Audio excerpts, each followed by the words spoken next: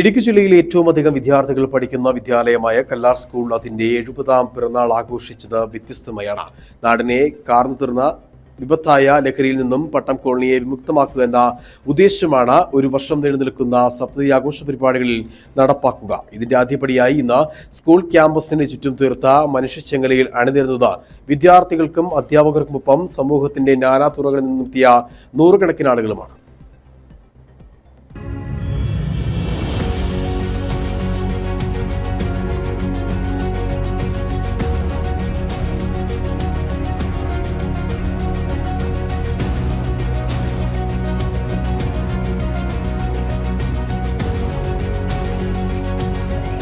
എന്നെയും എൻ്റെ കുടുംബത്തെയും എൻ്റെ നാടിനെയും അപകടത്തിലേക്ക് എത്തിക്കുന്ന മാരകമായ മയക്കുമരുന്ന് ലഹരി വസ്തുക്കളുടെ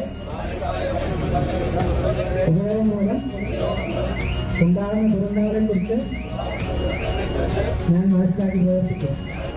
വിദ്യാർത്ഥികളും അധ്യാപകരും രക്ഷിതാക്കളും ചേർന്നെടുത്ത ഈ പ്രതിജ്ഞയാണ് സ്കൂളിന്റെ സപ്തതി ആഘോഷത്തെ വ്യത്യസ്തമാക്കുന്നത്.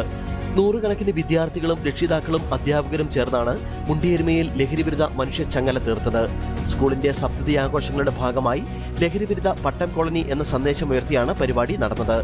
6 ഏക്കറിലധികം വ്യാപിച്ചു കിടക്കുന്ന സ്കൂൾ ക്യാമ്പസ് പൂർണ്ണമായും ലഹരിവിരുദ്ധ മനുഷ്യച്ചങ്ങലയ്ക്കുള്ളിലായി.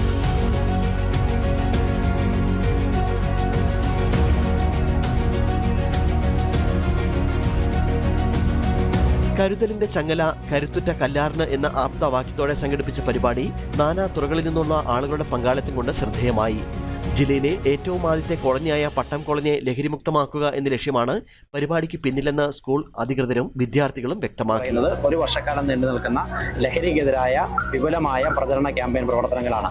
നമ്മുടെ സമൂഹത്തിൽ ഏറ്റവും വലിയ വിപത്തായി മാറിക്കൊണ്ടിരിക്കുന്ന ലഹരിക്കെതിരെ പട്ടം കോളനിയെ ലഹരി മുക്തമാക്കുക എന്ന മുദ്രാവാക്യം ഉയർത്തിക്കൊണ്ടാണ് ലഹരിക്കെതിരെ ഒരു വർഷക്കാലം നീണ്ടു നിൽക്കുന്ന പ്രവർത്തനങ്ങൾക്ക് സ്കൂൾ നേതൃത്വം കൊടുക്കുന്നത്. അക്കാഡമിക് കാര്യങ്ങൾക്ക് പുറത്ത് ഞങ്ങൾ ലഹരിക്കെതിരെയും മറ്റ് സാമൂഹികമായി ബാധിക്കുന്ന എല്ലാ കാര്യങ്ങൾക്കെതിരെയും വളരെ കരുതലോടെയും സുരക്ഷാ ഇതായിട്ട് ഞങ്ങൾ പ്രവർത്തിക്കുന്നത്.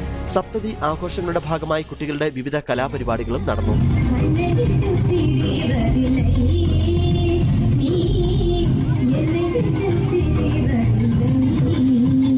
ഒരു വർഷം നീണ്ടു നിൽക്കുന്ന ആഘോഷ പരിപാടികളുടെ ഉദ്ഘാടനം ഉടുമ്പൻചോല MLA MM മണി നിർവഹിച്ചു.